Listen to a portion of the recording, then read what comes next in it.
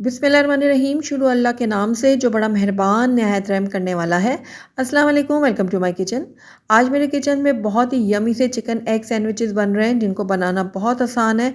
शाम की चाय के साथ आप इसको इंजॉय कर सकते हैं या फिर आपके घर अगर मेहमान आ जाएँ अचानक से तो आप उनके आगे भी सर्व कर सकते हैं। तो चलिए फटाफट से इन डिलीशियस चिकन एग सैंडविचेस को बनाना स्टार्ट करते हैं।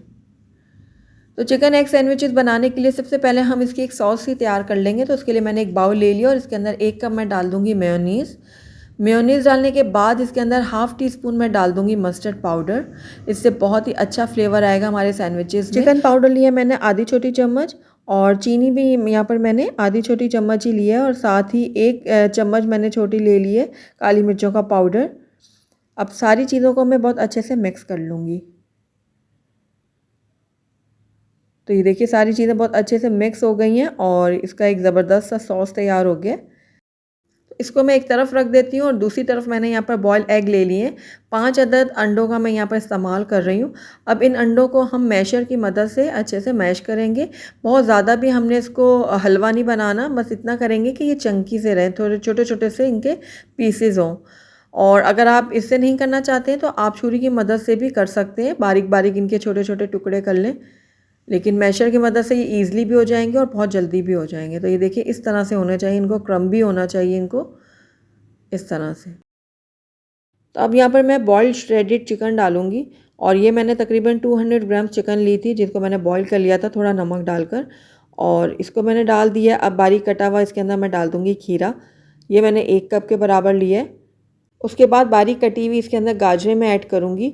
ये हाफ़ कप मैंने ली हैं गाजरें और ये मैं इसके अंदर डाल दूँगी। इसके अलावा भी आप अपनी पसंद की कोई भी सब्ज़ी इसमें ऐड कर सकते हैं। आप इसके अंदर डाल सकते हैं बॉइल्ड कॉर्न, वो बहुत ही अच्छे लगते हैं इसके अंदर। इसके अलावा बारीक कटी हुई शिमला मिर्च डाल सकते हैं और बंद गोभी भी ऐड कर सकते हैं, यानी जो आपको सब्ज़ी पसंद है आप इसके अंदर डाल सकते हैं।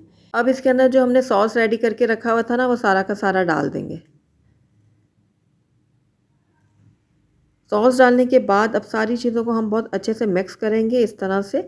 और आपने देखा है शुरू से एंड तक मैंने इसके अंदर नमक का इस्तेमाल नहीं किया, वो इस वजह से क्योंकि जब मैंने चिकन को बॉईल किया था ना तो उसमें भी मैंने नमक डाला था और मेयोनीज़ में भी सॉल्ट होता है। तो इसलिए जब मैंने सारी चीज़ें मिक्स कर ली हैं तो अब मैंने नमक चखा है तो मुझे थोड़ा-सा कम लग रहा है। तो इस टाइम पे आकर मैं इसके अंदर थोड़ा-सा नमक ऐड करूँगी। मैं यहाँ पर 1/4 टीस्पून का इस्तेमाल कर रही हूँ। आप अपने टेस्ट के अकॉर्डिंग जितना डालना चाहते हैं डाल सकते हैं। नमक डालने के बाद अब नमक को भी मैं मिक्स कर लूँगी इस मिक्सचर के अंदर। तो ये देखिए नमक मैंने अच्छे से मिक्स कर लिया। अब हमारा जो ये सैंडविच का जो मिक्सचर है ना बिल्कुल रेडी हो चुका है। ये देखिए। तो चलिए अब हम नेक्स्ट स्टेप की तरफ चलते हैं। तो यहाँ पर मैंने एक ब्रेड का स्लाइस ले लिया और इसके ऊपर मैं ये मिक्सचर डालूँगी। अच्छे जेनरस अमाउंट में हमने ये मिक्सचर इसके ऊपर डालना है, इस तरह से फैलाते हुए। किनारों में भी अच्छे से लगाइएगा। उसके बाद दूसरा स्लाइस इसके ऊपर रख देंगे और इसके किनारे हम कट कर लेंगे। तो ये देखिए किनारे मैंने कट कर लिए हैं। इनको हम दोबारा से दरमियान से इस तरह कट करेंगे और ये लीजिए ज़बरदस्त से हमारे चिकन एग सैंडविच बनके रेडी हैं। तो आइए इनको अब हम प्लेट आउट कर लेते हैं। अल्हम्दुलिल्लाह हमारे बहुत ही हेल्दी और बहुत ही यमी से चिकन एग सैंडविचेस बनके रेडी हैं। हल्की फुल्की भूख में आप इनको बना सकते हैं अपने लिए या फिर अगर मेहमान आ जाए अचानक से तो उनको सर्व कर सकते हैं। इसके अलावा बच्चों को लंच बॉक्स में भी बना के दे सकते हैं। सबको ये सैंडविचेस बहुत ही पसंद आने वाले हैं। बहुत ही लाइट से ये बनकर तैयार होते हैं।